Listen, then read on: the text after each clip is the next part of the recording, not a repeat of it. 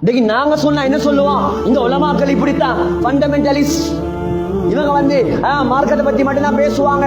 இந்த காலத்துல ஜோலி பண்ணாம எந்த காலத்துல ஜோலி பண்ற, இந்த காலத்துல மியூசிக் கேட்காம எந்த காலத்துல மியூசிக் கேட்கிற, அதையும் கேட்காத இதையும் கேட்காத அதையும் பார்க்காத இதையும் செய்யாத எல்லாத்தையும் தடை போட்டு விட இருந்தா நாங்க எப்படி வாழ்ற? நாங்க சொன்னாதான் அவங்களுக்கு மட்டமா விளங்கும்.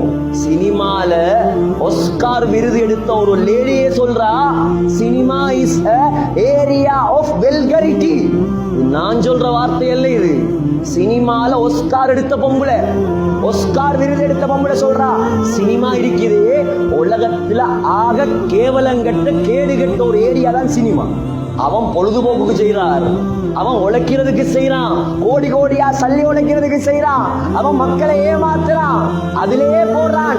ஜஸ்ட் டைம் பாஸ், நேரத்தை நாசமாக்குறதுக்கு அவன் கொண்டு வந்தது இந்தியால இருந்து, அங்கங்க ஒவ்வொரு நாடுகள்ல இருந்து, யூரோப்ல இருந்து வந்த ஷைத்தான் இதெல்லாம் அவனுக்கு வாழ்க்கையை இவன் வாழ்க்கையா மாத்துறார்.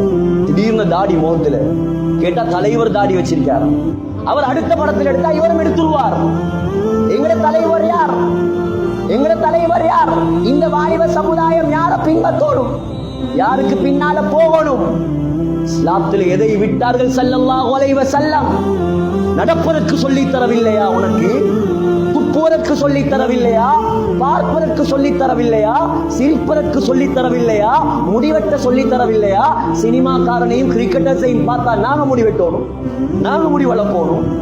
சகோதரர்களே, எங்க போதேன் மார்க்கம் தெரியாது, மார்க்கத்தை படிப்பதற்கு ஆசையும் கிடையாது.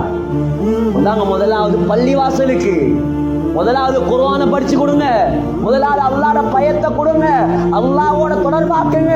கெட்ட கூட்டாளிமார விட்டு பிரிங்க, உலமாக்களோட கூட்டாளிமாரா மாத்துங்க. மார்க்கத்தை தெரிஞ்சவங்களோட கூட்டாளியாக்குங்க அவங்களோட பிள்ளைகளை. மார்க்கத்தை எடுத்து நடக்கக்கூடிய மக்கள் சொர்க்கத்தில் வைங்க, அந்த பிள்ளையும் நல்லவராக மாறுவார்.